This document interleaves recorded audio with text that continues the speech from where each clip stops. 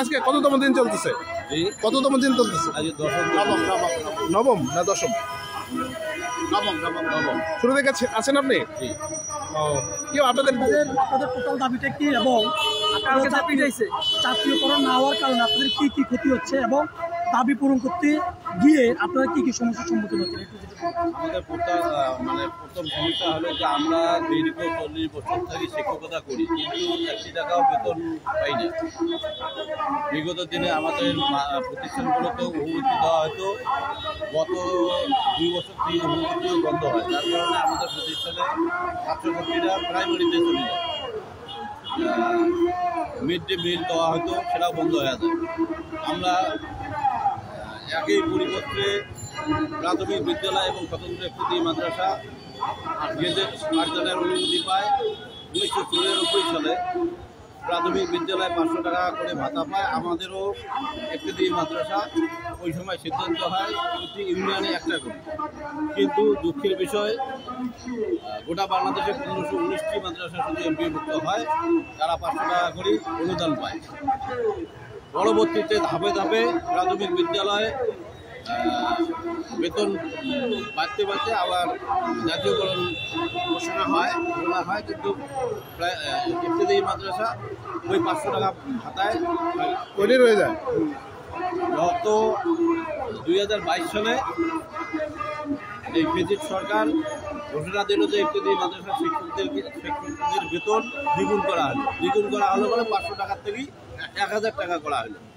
মানে জনগণকে ধোঁকা দেওয়ার জন্য তারা বলছে যে তাদের বেতন দ্বিগুণ করা হলো, কিন্তু বেতন যে কত এটা আর প্রকাশ করা হলো না।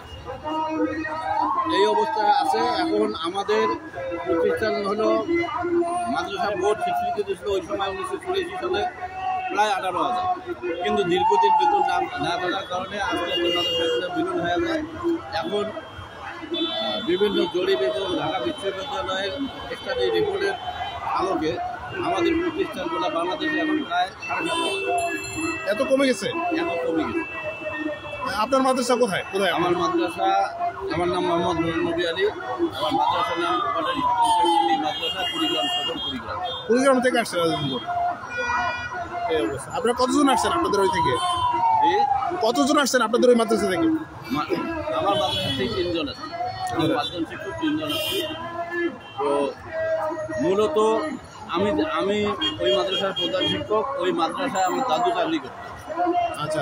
দাদু রিটায়ার্ড হওয়ার পর আমার আব্বা চাকরি করতো। আব্বা রিটায়ার্ড হওয়ার পর এখন আমি আছি। এখন আপনারা আন্দোলন করতেছেন, ঠিক আছে, আন্দোলন হয়তো দাবি পূরণ হবে। এতদিন আপনারা কিভাবে চললেন? কারণ এই যে বেতন নাই, কিভাবে চলতেন আপনারা? মূলত আমরা ওই মাদ্রাসাগুলো আগে 9টা থেকে 4টা পর্যন্ত চালাইতাম। পরবর্তীতে দীর্ঘদিন বেতন ভাতা না থাকার কারণে আমরা আমাদের উপজেলা নির্বাহী অফিসার কিন্তু আমাদের এর আগে ক্ষমতা পড়ে সভাপতি ছিল আমাদের প্রতিষ্ঠান। আমরা তখন নির্বাহী অফিসারদের সাথে বৈঠক করে আমরা 9টা টু 2টা ক্লাস চালাই।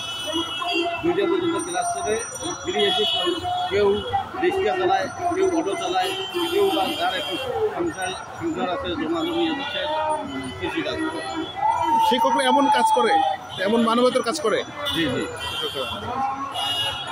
এখন জীবন বাঁচা লাগবে তো। যেমন আমার 2টা ছেলে, একটা বড় ছেলে অনার্সে পড়ে 2জন সরকারি কলেজে ফিজিক্স নিয়ে, আর ছোটো ছেলেটা দেখি বেসরকারি নার্সিংয়ে ডাক্তারি করতে। আচ্ছা, আপনাদের কতটুকু অগ্রগতি কি মনে হচ্ছে বললেন? আমরা তো আজকে 9তম দিন। আমাদের সাথে মূলত বিভিন্ন রাজনৈতিক দলরা এখানে আসি আমাদের আন্দোলনকে সম্মতি জ্ঞাপন করছে। এখন পর্যন্ত আমরা কারা কারা সংহতি জ্ঞাপন করছে? কোন কোন দল? জামাতে ইসলাম, তারপর ইসলামী আন্দোলন বাংলাদেশ, বিএনপি, তারপর গণ অধিকার পরিষদ, যে মাহমুদুর রহমান বাংলা ভাই আসছিল, নুরুল ভাই আসছিল,